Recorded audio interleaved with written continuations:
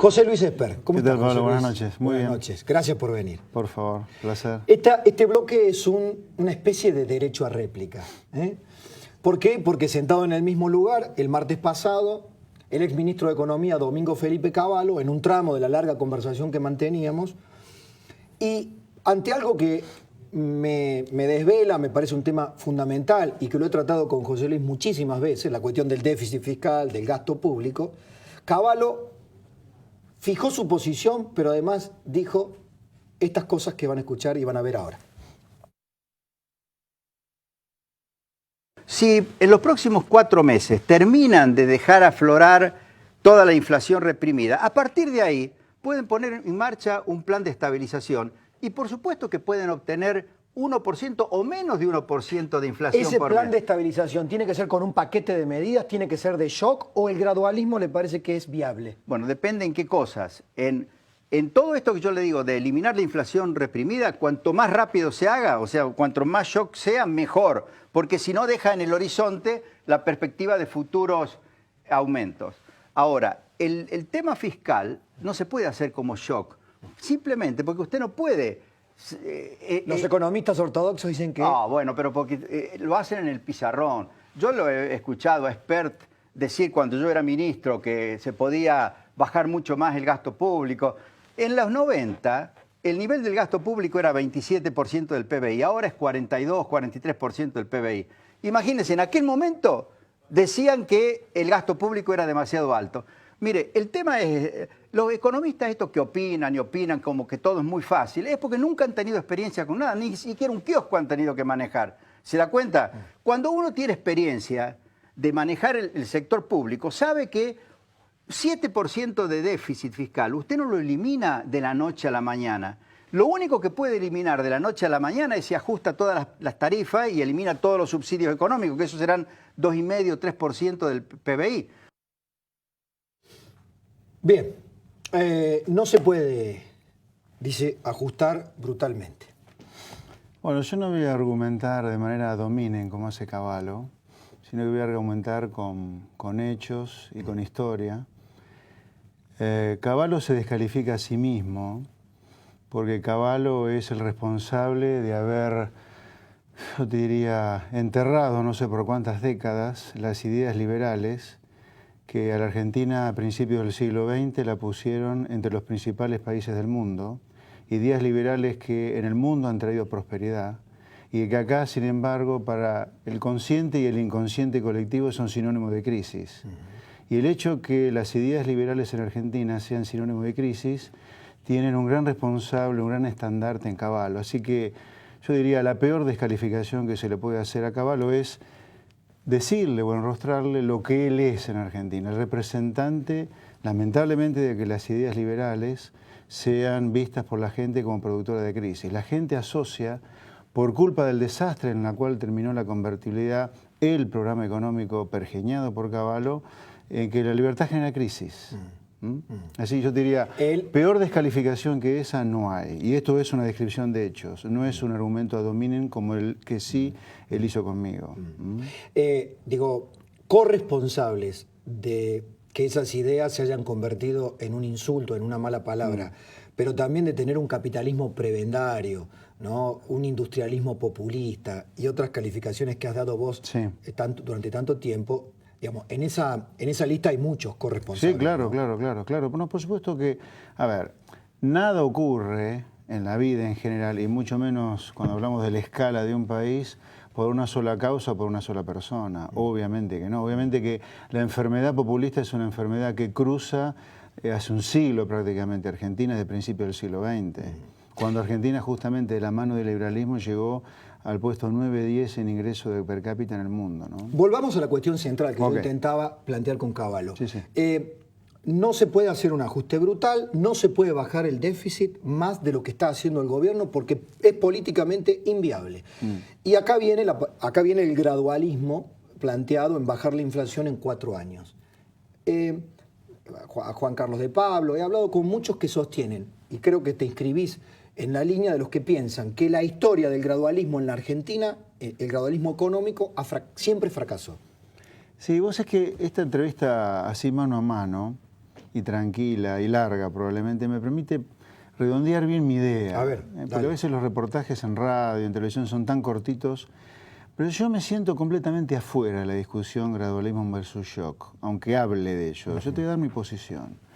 Yo creo que si el programa económico de Macri por 4 años es este, repito, si no hay cambios en el programa económico de Macri, si el programa económico de Macri durante 4 años va a ser este, o sea, sustituir el impuesto inflacionario para financiar el gasto público o déficit fiscal por deuda externa, sugerir controles de precios, como precios cuidados, sugerir aprietes a los empresarios, como el mismo presidente ha dicho este fin de semana en todos los diarios, como hoy ha dicho el ministro Dietrich, el ministro de Transporte, ha dicho que él no quiere, que su modelo en materia aeronáutica está muy lejos de un modelo de cielos abiertos en el cual vengan empresas a la Argentina y creen trabajo. Su modelo es Aerolíneas Argentinas.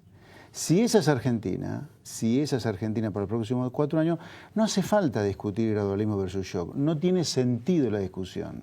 Es más, es mucho más coherente el gradualismo para ese programa económico, que no es un cambio demasiado grande, cosmética o, titulaste tu editorial de hoy, cambio o maquillaje. Está mucho más cerca del maquillaje que del cambio.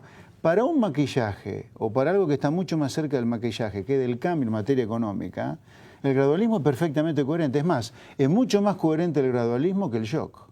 ¿Ok?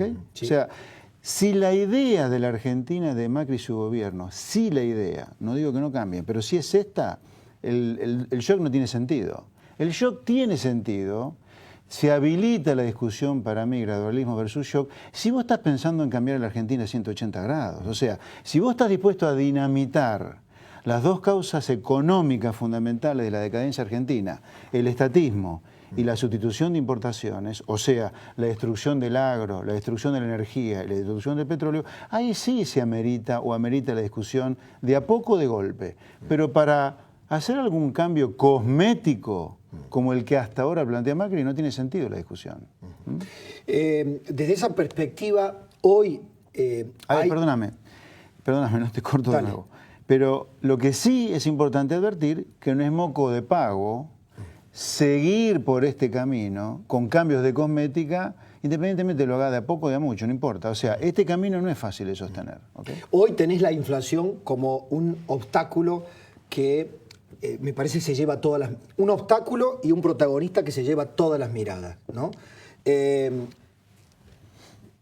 La visualización de un modelo diferente al que estás aludiendo debería llegar una vez que combatas la inflación, o se puede hacer en el mientras tanto. Vos tenés a este enemigo que todavía no lo podés dominar del todo y hay una gran preocupación en el gobierno. ¿Podés hacer las cosas simultáneamente?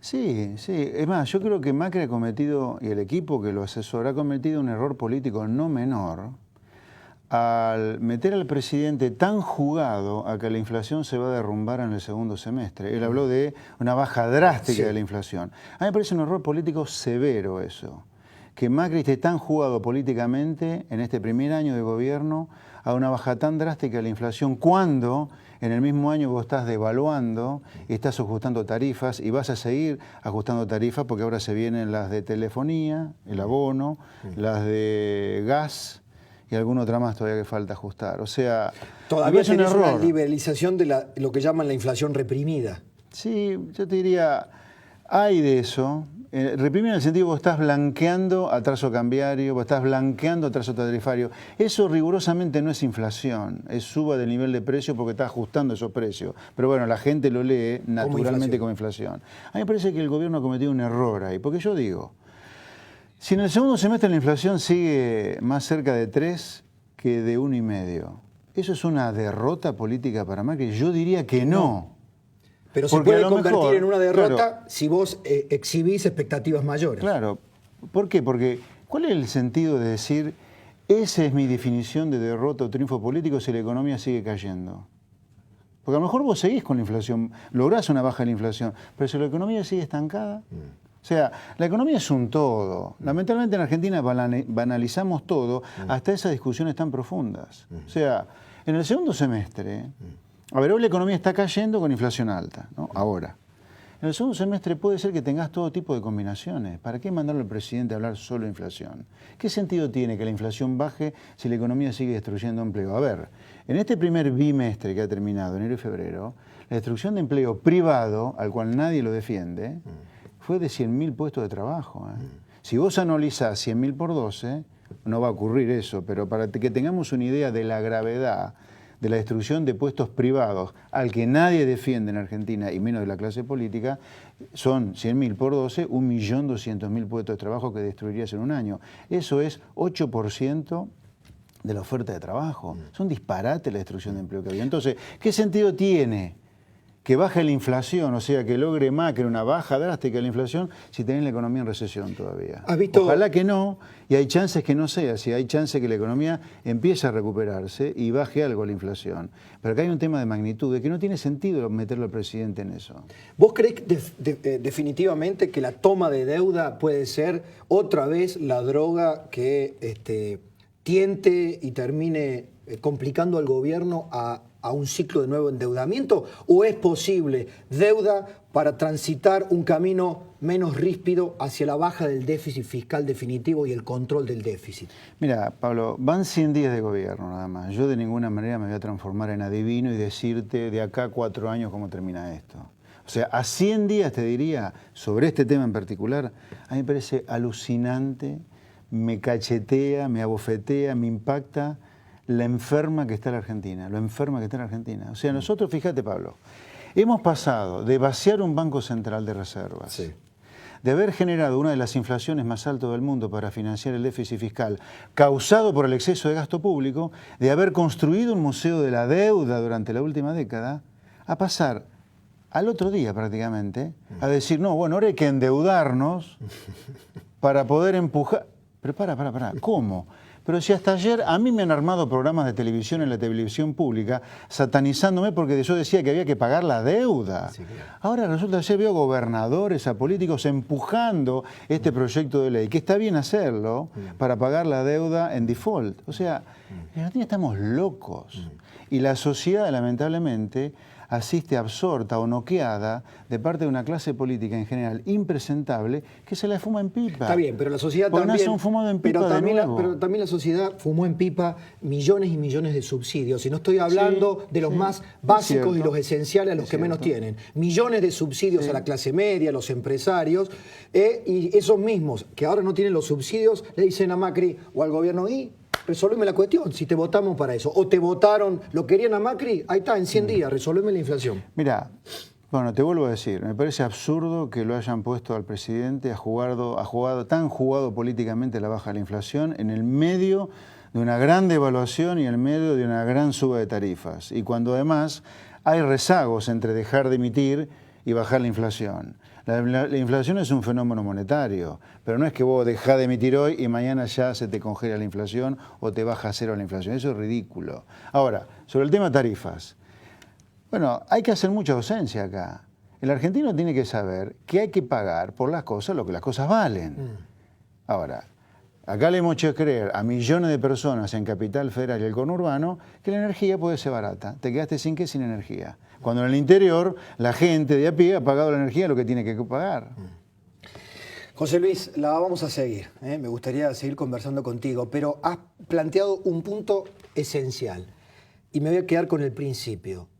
Si el gobierno sigue manifestando este rumbo, no está planteando cambiar en serio. No está planteando cambiar las reglas en serio. Con todo lo que eso implica, Pablo, porque guarda, no es que no cambiar y hacer solo cosmética, igualmente vas al paraíso, igualmente esto va a ser un vergel. No.